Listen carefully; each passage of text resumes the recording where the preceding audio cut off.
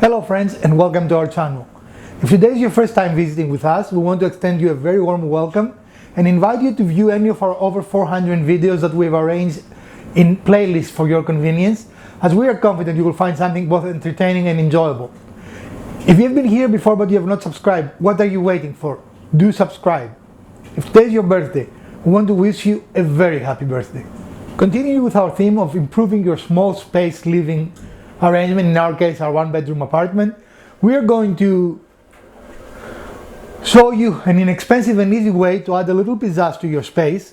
Again, what the problem is when you rent versus you own is you're limited in what you can do, because you don't want to do something expensive or elaborate and then leave it in the apartment for the landlord to own. But in the same token, as you can see here, we have a nice fireplace that it is absolutely devoid of any character, or how you will call it. Right, it doesn't have any kind of style. So we want to add a mantle, and there are many ways to make a mantle, but we want to add a mantle very, very inexpensively for under $20. Can it be done? What do you think? We'll have to see. But wait, there is more. So we do have a way to cut something, but this is an example that you can go out and buy a piece. You can measure the distance you need, and you can go out and buy a pre-cut piece, and this is what we did, so we don't even have to cut it. And the important thing on this specific piece of wood was that it was straight and it had some character, right? Right, yeah, it's a really pretty piece of wood, and it was kind of on a scrap pile at was it Home Depot? I think it was Lowe's. Lowe's, yeah.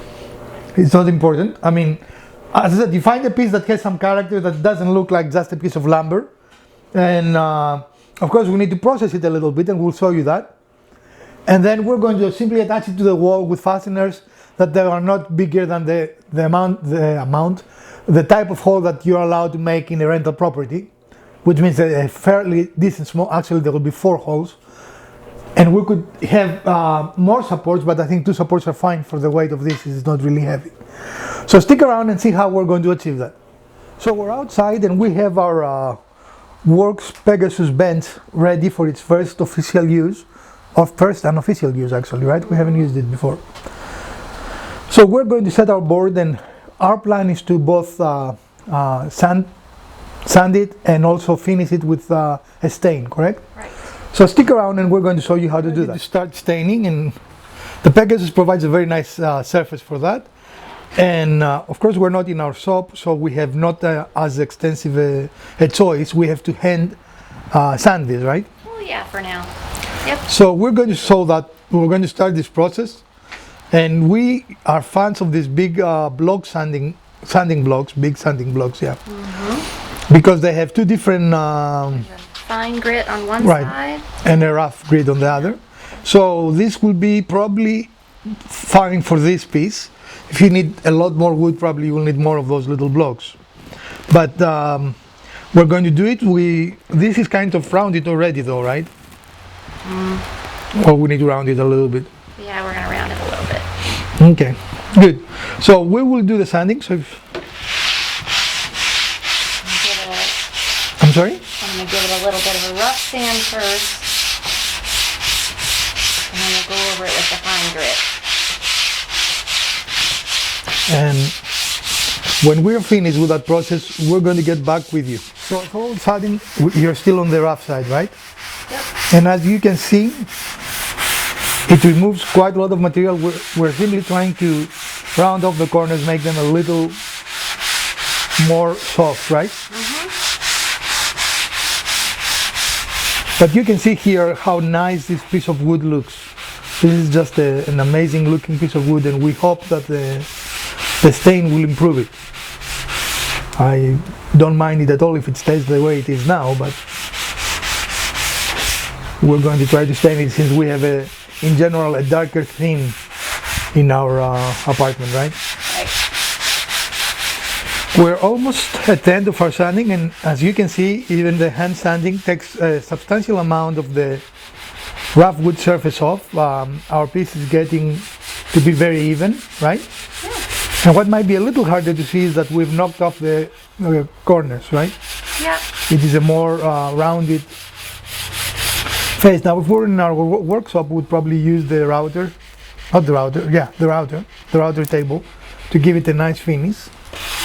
And I'm thinking of possible ways to embellish it a little even more than it is now, but you can see here on only what's on the table, and a lot of it's actually on the ground, but we've taken the sanding a substantial amount with the sanding and a substantial amount of the surface of the wood off, and it now looks very clean. Isn't clean the way you would say? I mean, it did change color slightly with the sanding. It took some of the older yellow off of the wood, but that could be a lot of dirt and moisture and stuff too.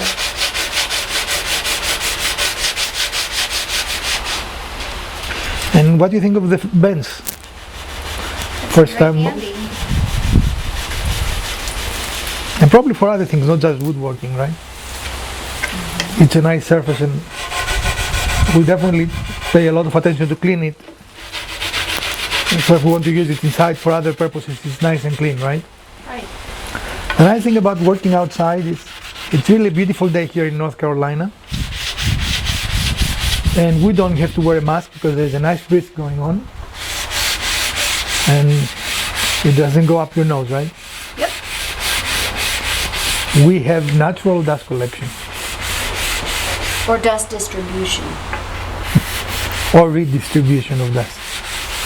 We're just cleaning the work surface here because we want to keep the bench in tip-top shape, right?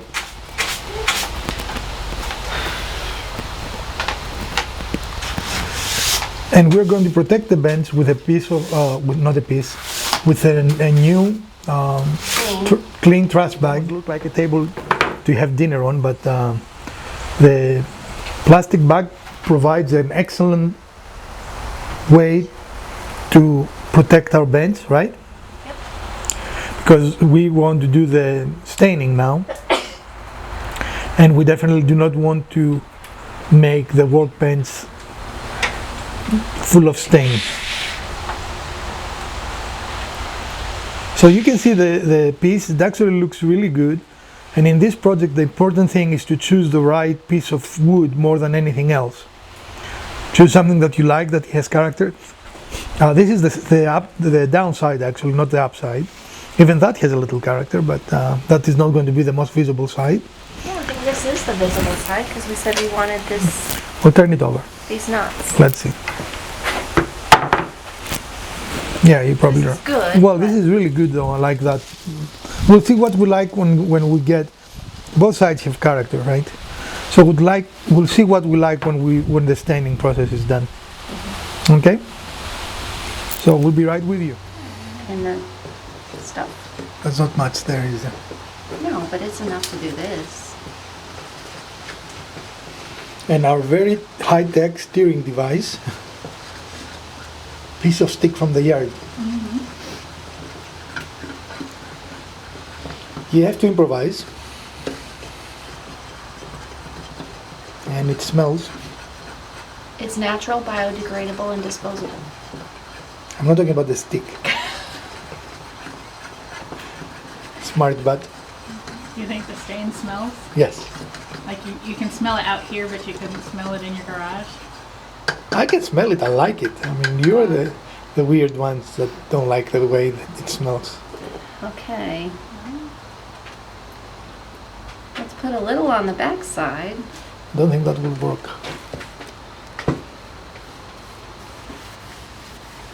Nah, that's too little to do anything.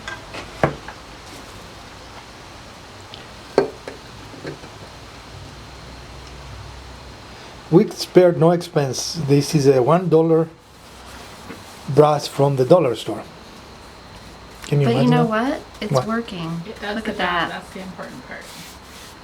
You don't think that's too dark, taking away the character of the wood? It'll sink in. It will definitely sink in.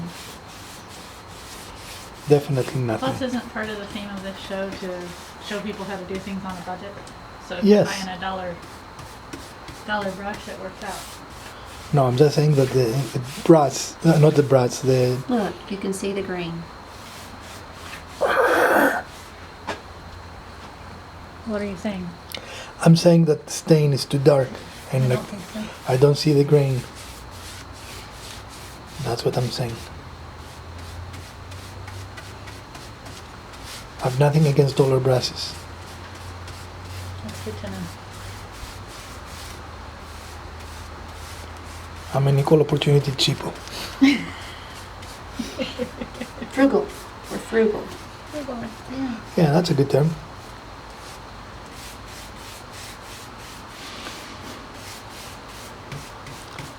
It's actually a good match for the overall theme of things that we have, right? Yeah, our other furniture. I think it's gonna be great. And the surround of the fireplace is black, so this will also go with that, right? I mean, it's not black, but Right, it's dark, It's and a so dark, it right? fits the scheme. But if you want contrast, you can leave this unfinished, You could. or just seal like it, or do something to protect the surface. But Or if you're a person who likes a lot of color, you could paint it some kind of really nice bold color that fits in with your color scheme. ew, I'm not a big proponent of painting wood, but I know there are people who do that, and no if that's color. something you want as a pop of color. It's a small piece of wood and it's easily exchangeable if you wanted to change your look. Well, we finish all sides, and now we have to wait for a few moments for what is the underside to dry, so we can attach our brackets. It looks good. You can really see the grain there. Mm-hmm.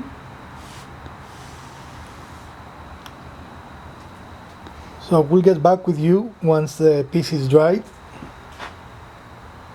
and show you the easy attachment method. Now, because we don't have our shop here, of course, we went through store-bought brackets,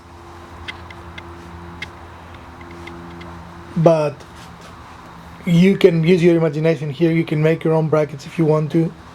Again, for our purposes, it makes sense to stay with off-the-shelf material because we don't have a way to mill anything. But we'll be back with you shortly. And here is our piece in front of the fireplace. Yeah, so what we're gonna do is we want to center the mantle over the fireplace, so we have to figure out exactly where half is. Halfway, so we can mark the middle of our board and match it up with the middle of the mantle so that we know exactly where to put our brackets on either side. So let's measure here. You have it on the edge there. Well, you want the front edge. Okay. Yeah. So we're right at 4 feet, which means we need to make a mark.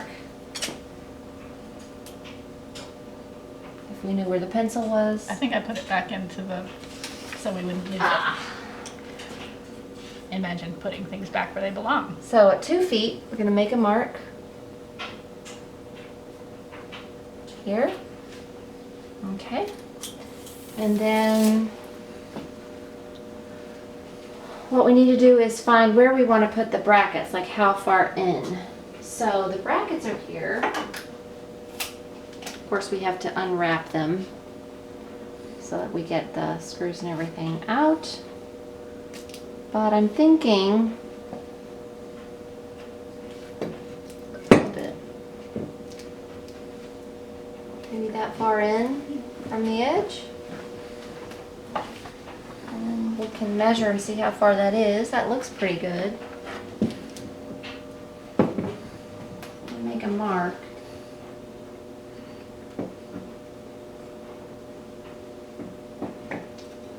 And then see how far that is to the center. 9 inches.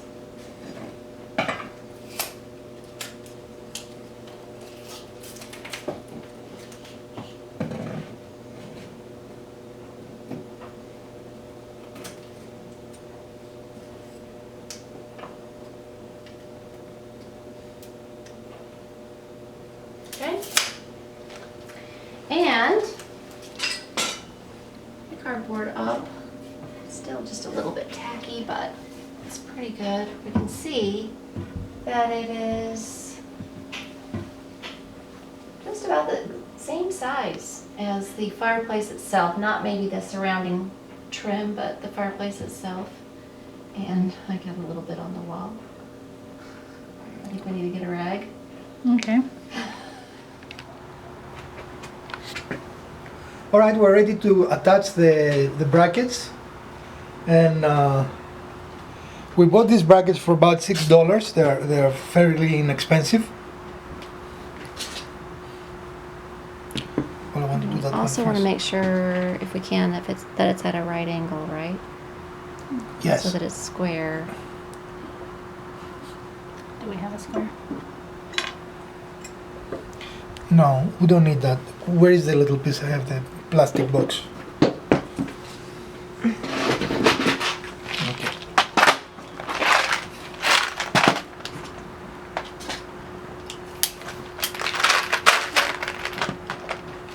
But now this has moved. Okay, move it back.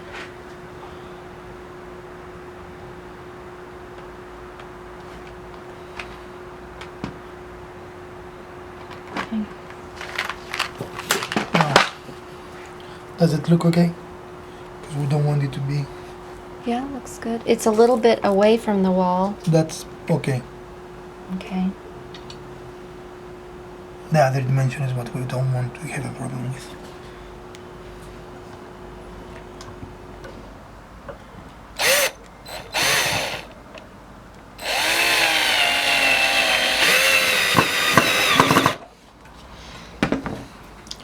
All right. Now we can make sure it is straight.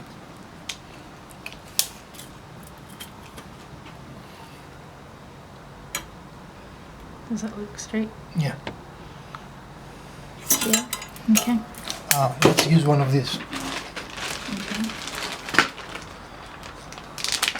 Well, I don't know. No, let's use that.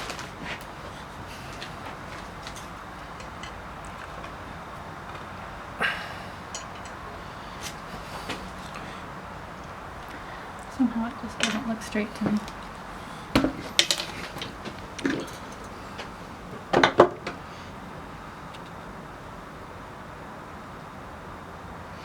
What we're going to use for the other bracket.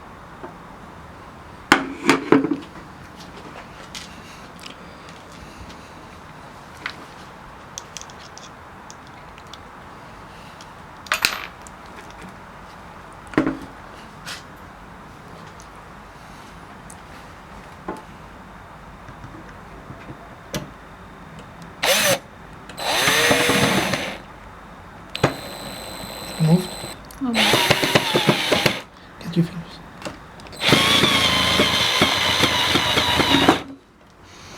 Okay. All right, we're going to do the other angle the same way. The other, not angle, bracket anchor, I mean. The same way, and then we're going to move inside and attach it to the wall. Okay. All right, so now we're going to try and attach it to the wall.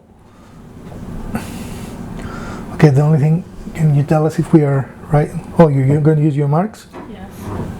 I think I'm off. No, you need to come towards this way. Look what the But mark hold is. on. But I think I'm off because the other mark. Okay. See? I don't know what you did with the marks. Well, Right. I Yes. feel like the brackets moved a little bit when we placed them. They We didn't did. move an inch. So where's the tape measure? This is what we started with. A very basic and fairly unimpressive and uninteresting fireplace front. And we are going to finish with this. All right, friends. And this is our end result. I'm going to bring back a small piece of how it looked before.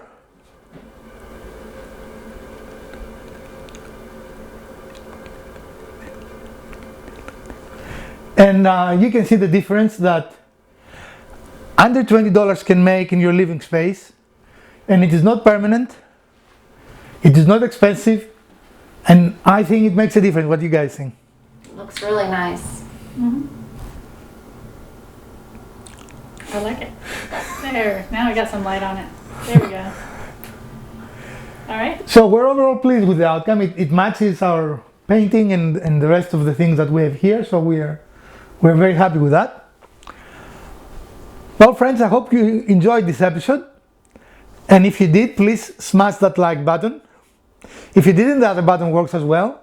Share, like, subscribe, and let us know what you want to see in the channel. And we're going to see you soon. From the Garage Wizard, Mrs. Wizard, and Elpida, we want to wish you a great week. Farewell.